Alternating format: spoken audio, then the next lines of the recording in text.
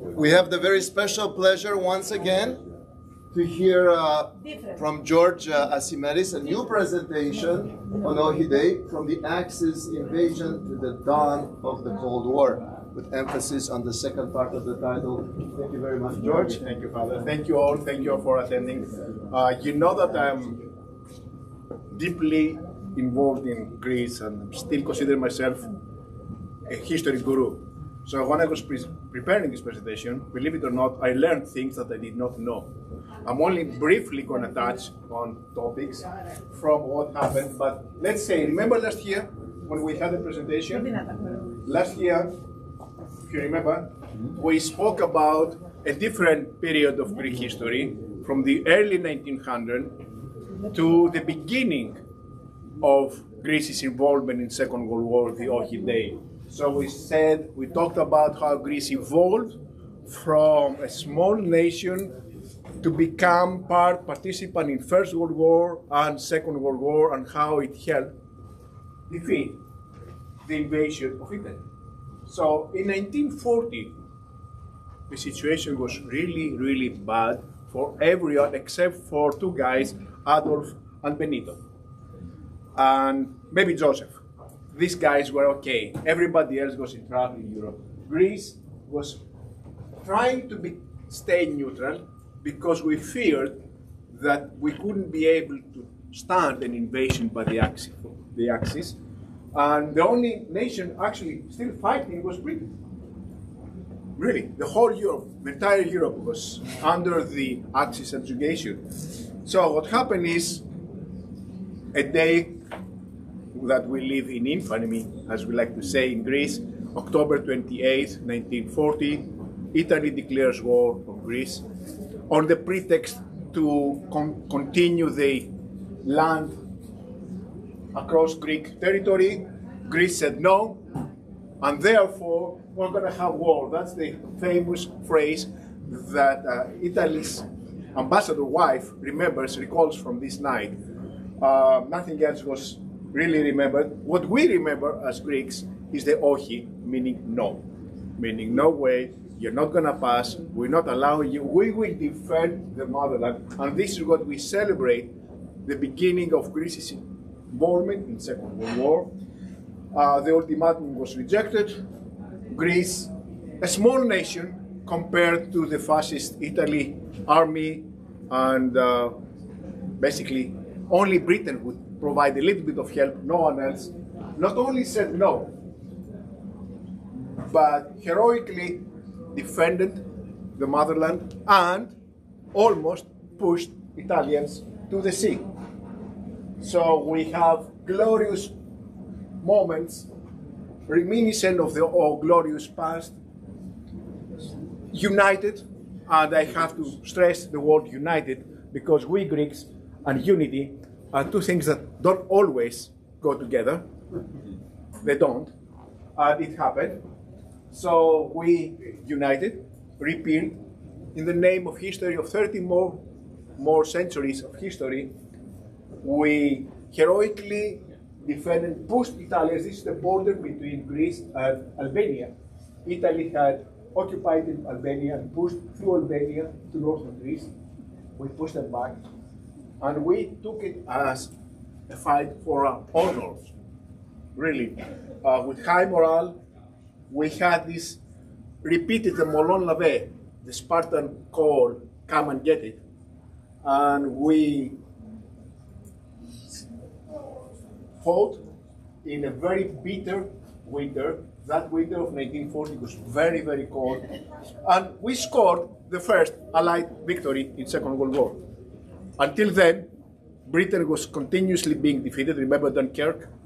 Remember what happened when France collapsed in 45 days, when other nations didn't last. So Greece, for almost 6 months, kept pushing the Italians. The terrain was rugged, mountainous. We charged aera, meaning air, free air. The winter was very cold. Italians were being pushed. The whole nation, not only the army, but also the women behind, provided every help they could by knitting, by bringing. Can you imagine? These are Epirus women who carried supplies and ammunition over winters and mountainous and snow-covered mountains to the front line. The entire nation was united and heroic. I'd like to point here, I don't know if you can really see the losses, the casualties. Many thousands, tens of thousands. Greece lost about 60,000 in the fight. But what is really staggering is the frostbite deaths. 25,000 died because of cold over there in these months. It was really glorious. That's what we celebrate. And again, remember that until then, Nazi Axis forces were sweeping through Europe. No one seemed to be turning the tide. We humiliated them, we kicked them out, and what happened? Big Brother comes to the rescue. Big Brother is Adolf, who decides enough with this humiliation of this lousy partner. I'm gonna give them a lesson because we don't allow a victory by anyone except for us. So what happened is he delayed the invasion to Russia. He was planning to attack Russia early spring 1941, and he took a detour, and the detour was to attack us through Yugoslavia and Bulgaria, not through Epirus.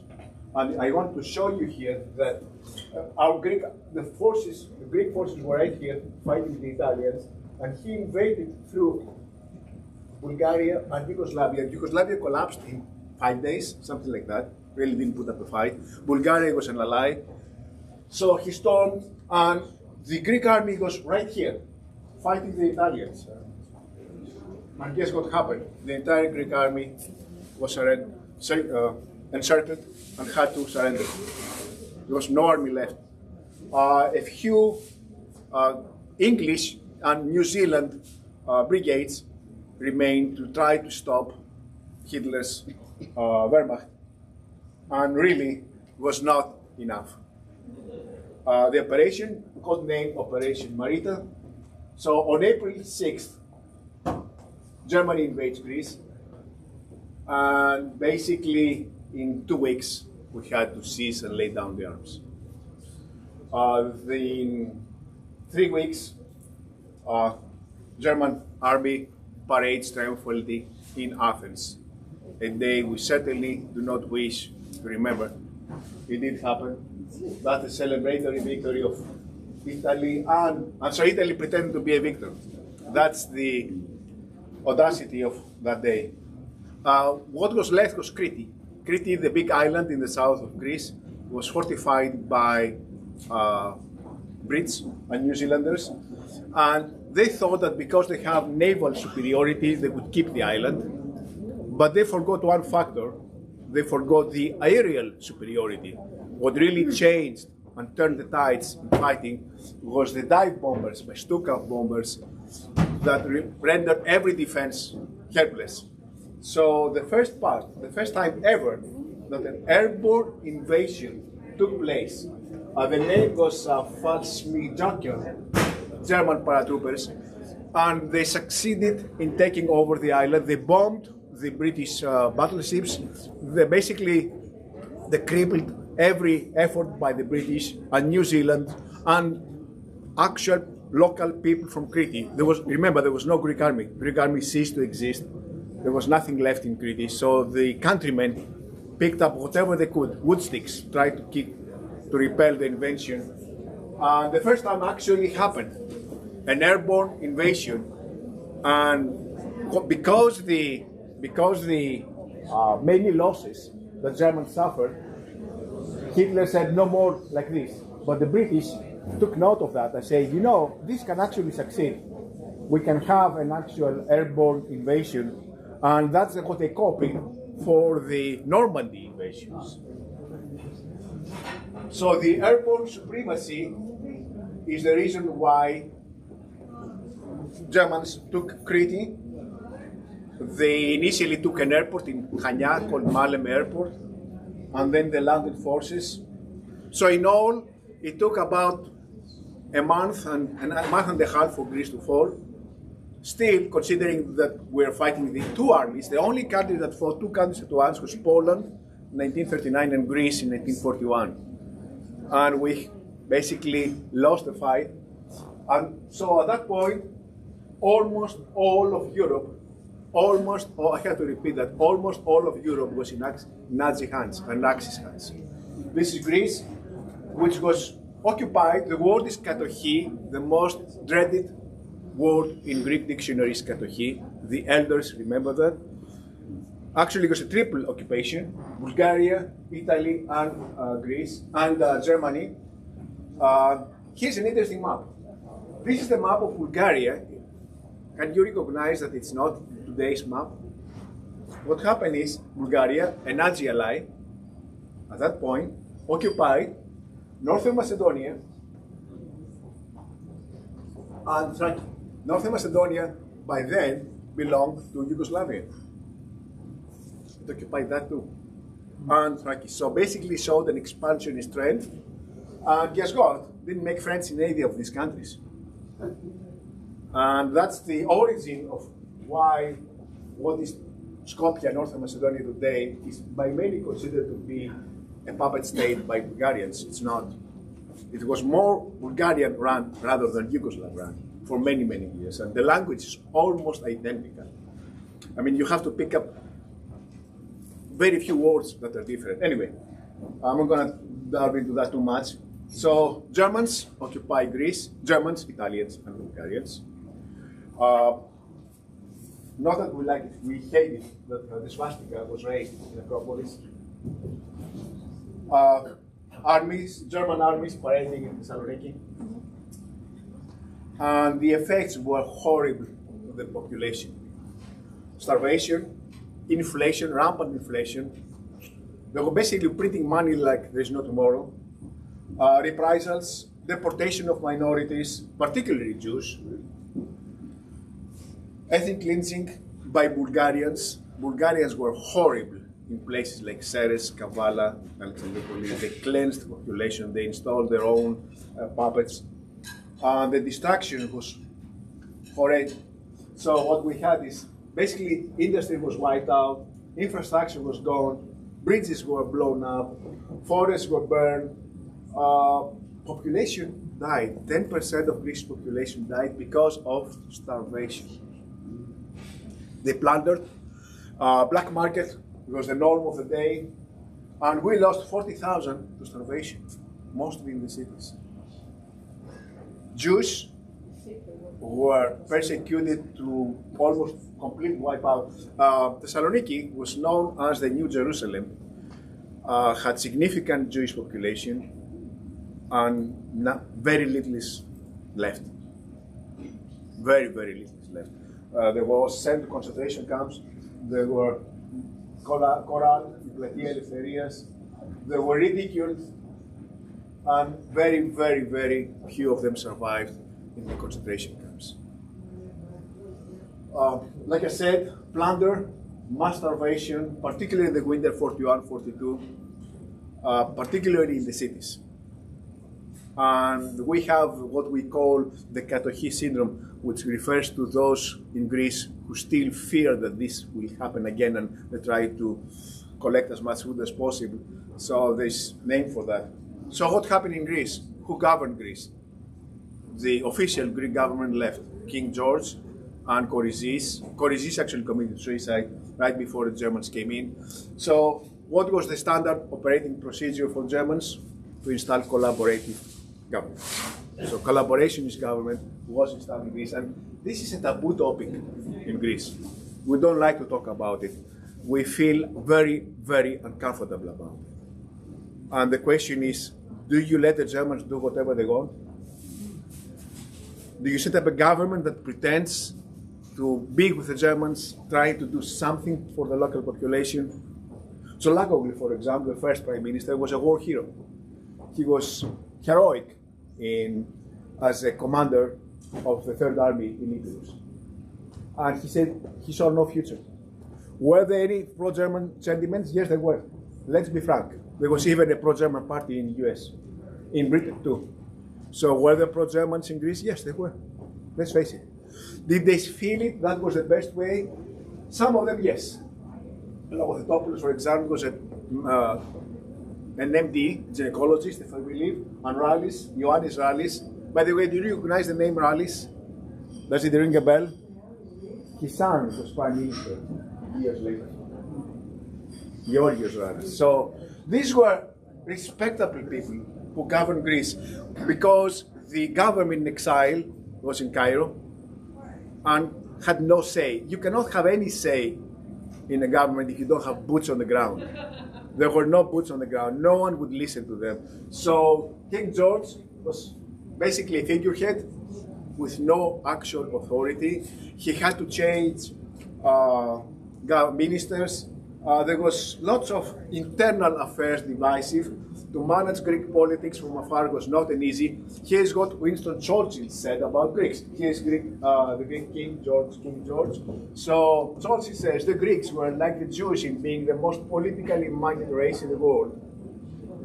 No matter how foreign the circumstances or how grave the peril to the country, they're always divided into many parties, with many leaders who fight among themselves with desperate vigor. He was right, and still happens today. This has not changed.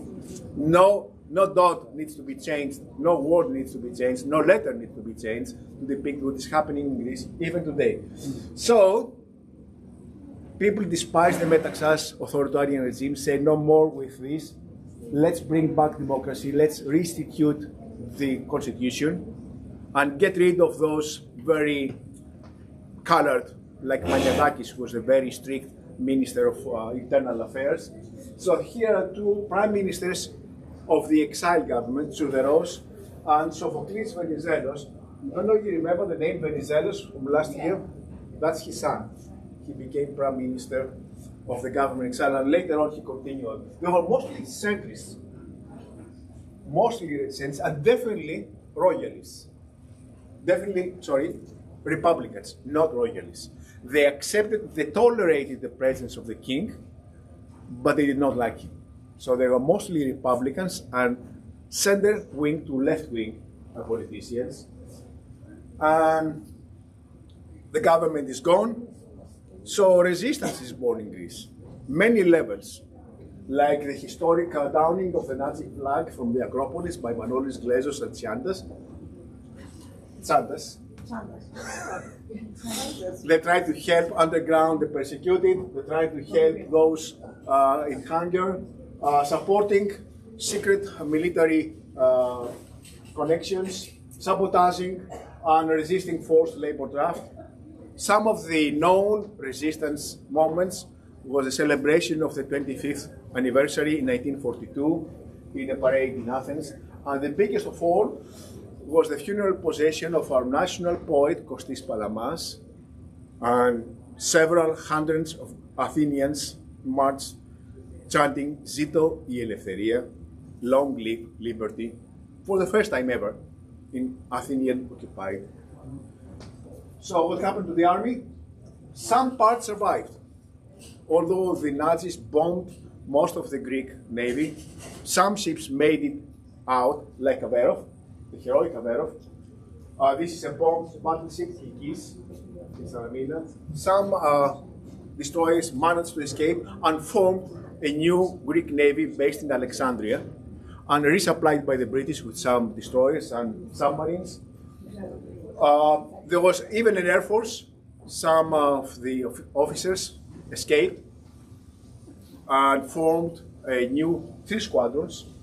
And there was even 2 brigades that managed to be reconstructed. They had the first brigade that took place in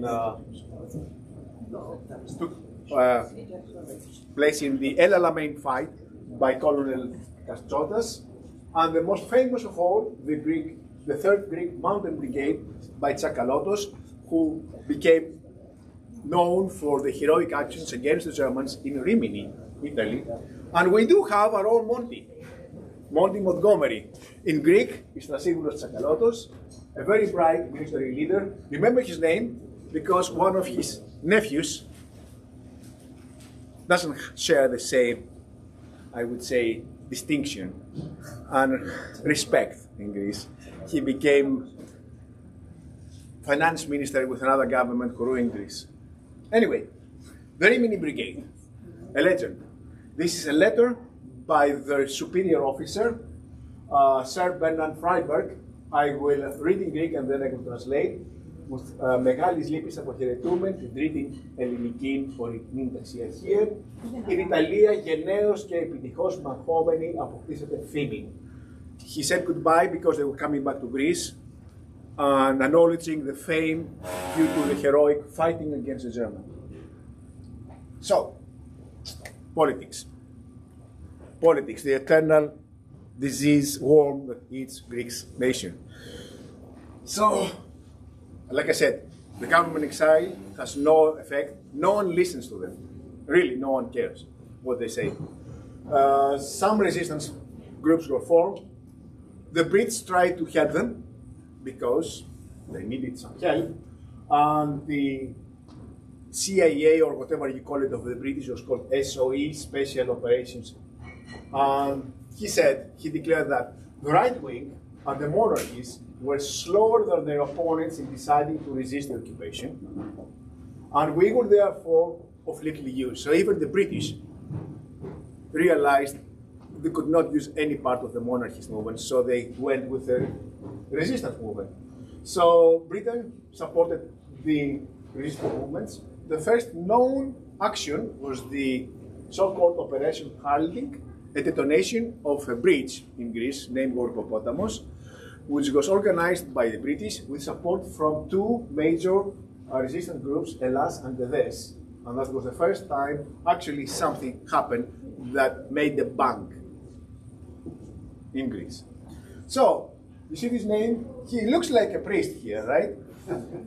His name is Napoleon Zervas. He was one of the very anti-monarchist officers of the Greek army. He was actually expelled because he was very anti-monarchist. And he formed Edes, and he was actually wanted by the Italians. There was a reward on his head of 100 millions because of what he did. So he formed the first resistance group. And by that point, guess what happened? The Germans had invaded Russia, so the Communist Party said, okay, now let's resist the Germans. Before then, they were quiet. They wouldn't say much. So they formed the National Liberation Army. Was it completely communist? Not exactly in the beginning. It was more like organization fighting for national liberation, true. It was influenced by the Communist Party, that's true. It was mostly left-wing, true. But the real purpose, the real declared purpose, was to dominate Greek politics after the German retreat. Remember that. Were there other resistance groups? Many. They were springing up like mushrooms in many places. Some of them successful, some of them not successful, some of them were betrayed very quickly. So there was not just one, there were many. And EAM particularly realized the opportunity, because in politics, I'm a politician too, you know that, right? So in politics, there's no void. There's no vacuum. Someone will cover that. So what happened is they tried to foresee that eventually, by that time, Germans were stuck in Russia. They almost see the tide turning. They said they will leave. So they started fighting with each other. What they did is they exterminated all other resistance groups. They fought against brothers who were resisting. Yes, it's a taboo topic in Greece. They did. That's Dimitrios Psaros, who would celebrate his name day if he would be alive. He was killed by EAM. And so what the Germans saw, you see politics, we have the enemy of my enemies, my friend. Aha, these guys are fighting the communists. They're Greeks, who cares? They are my friends now. And that's how it happened. So they formed basically the question is, are you with Germans, are you with the Russians? Are you with a government exile? Who are you with? Nobody really cared. Nobody would ask the people. No one asked the people. And what happened is, in an infamous meeting between Churchill and Stalin, they had the percentage agreement. Legend has it that it was written on a napkin. Stalin says, I own Romania and Bulgaria. Churchill says, okay, yours, but I own Greece. Fine, done. Gentleman's agreement between powerful men. If you have the boots on the ground, you can implement it, right? And the Red Army had many boots on the ground. They could take it. Eventually, Germans retreat. Another taboo topic is nobody thought about the fear that they will be encircled by the Red Army, and they simply left. They agreed with actually Hellas not to fight. Don't touch us, we won't destroy Greece. Okay, let's say it was okay. So on a day, it was Thursday, October 20, 1944, Germans are gone, Athens is liberated. Here you see a very sentimental moment where returning fighters from the fronts kneel to pay respects to the unknown soldier for the first time in 5 years. Joyous moments, Greece was happy, everybody was happy, and here we see that the Greek flag is raised up again in the Acropolis, and we see someone, this guy here, who's raising the flag. His name is Georgios Papandreou. You remember the name? Yeah. Does it ring a bell? Yes. The original Georgios Papandreou. The original one, not the number 3. Or number 2, the father of Andreas Papandreou. He was a centrist, a politician. He actually, and as an honor, he was MP from Mytilene, my island. He was a Venezuelan politician and he was MP. He started his political career as an MP from my very hometown, very island.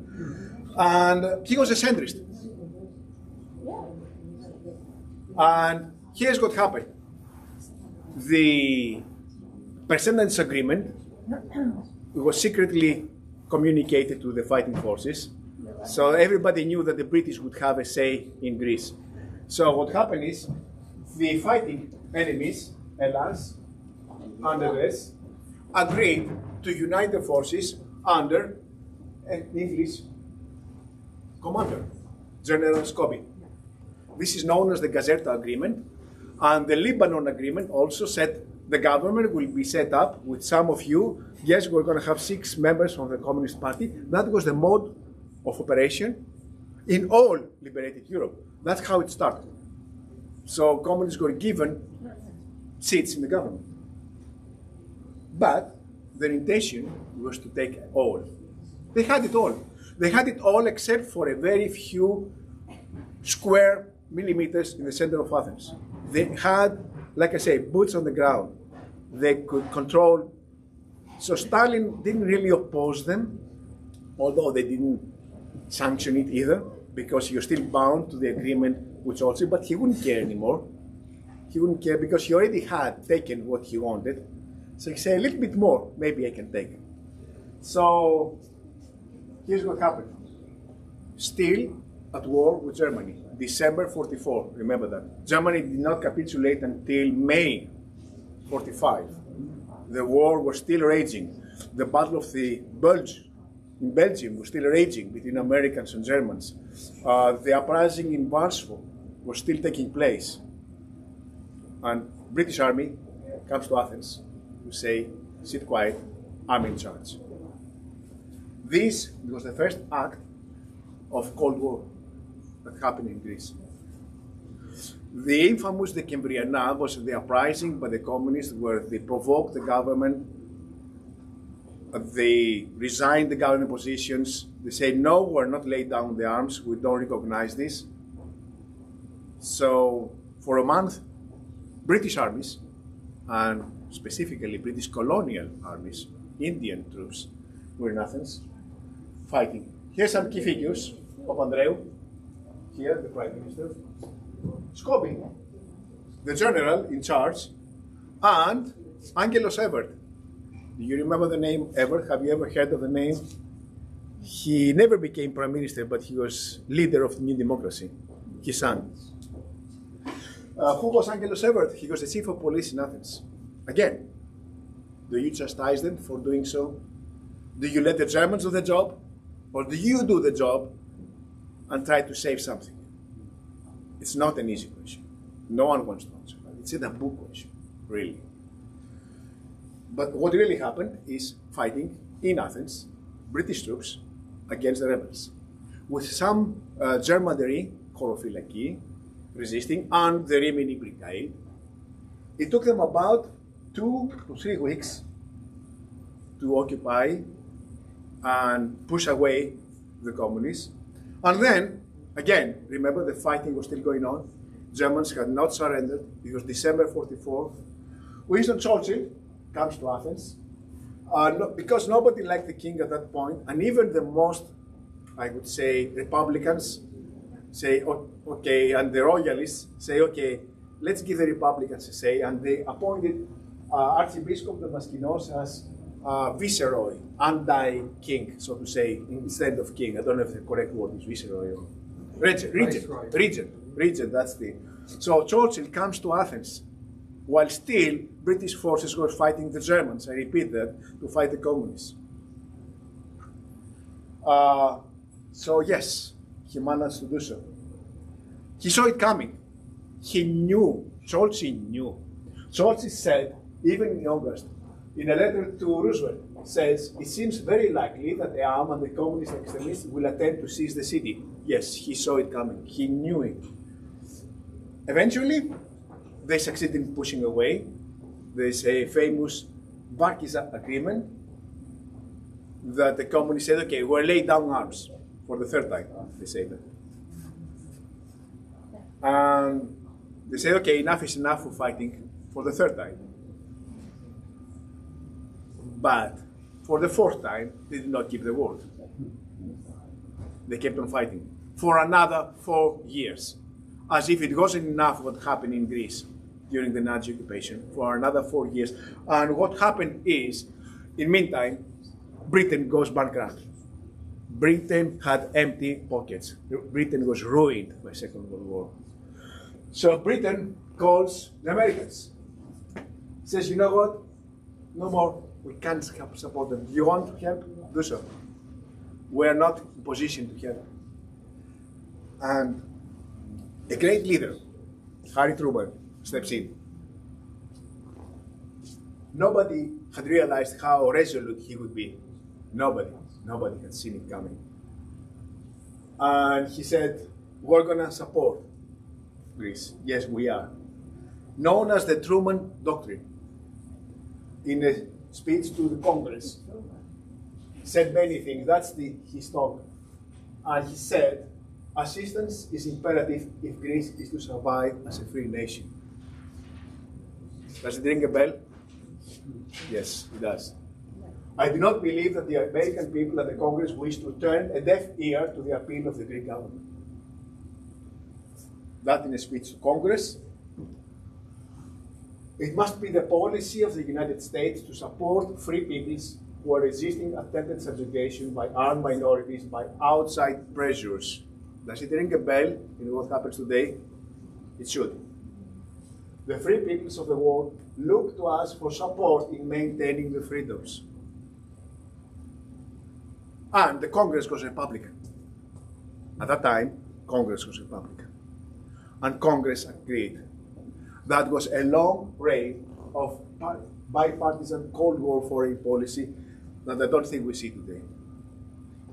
So the Truman Doctrine was celebratedly accepted in Greece, joyfully accepted in Greece. That's a sketch of Truman.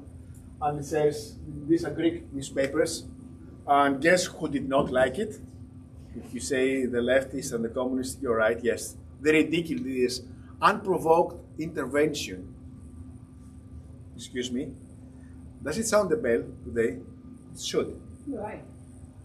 And newspapers agreed. There was no Bezos, no Musk at the time. Newspapers were allowed to say their opinions. And it was called the Marshall Plan. Why? Like I said, Congress was Republican. They wouldn't like Truman's name on it.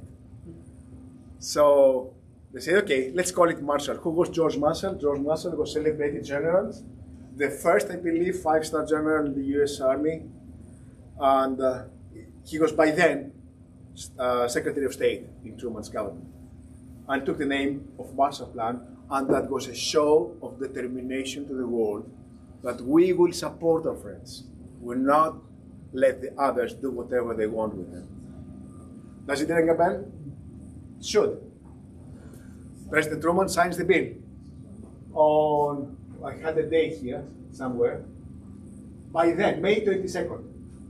You know, by that time, $40 million in $44 was a huge amount. Greece was saved by that. Material support, technical support, industry support. Here's some numbers. Money for food, almost 100 million. Clothing, 40 million. Medicine, farm tools, industrial tooling, and was facilitated by the United Nations Relief and Rehabilitation Administration. So they put others together. And initials was UNRWA, but mostly, let's face it, if it wasn't for Uncle Sam, no one would be there. 73% of the money came from Greece, from US, to save Greece. Greek kids were given milk, condensed milk for the first time, ever. Until then, we had to milk the cows or goats. For the first time, Greece was receiving support, and we withstood. So we have to say thank you. Not everybody in Greece says that. There are many people in Greece who ridicule even UNRWA. Guess who? Anyway, so Greece was actually the first show of Cold War. It wasn't the Berlin blockade, it wasn't Korea, it wasn't other events, it was actually Greece. So thank you so much. Next time I will talk in March 25th about what happened in Greece after we started the war against Turkey. So I'm preparing that talk, Ina. So, yeah. Can you explain me the word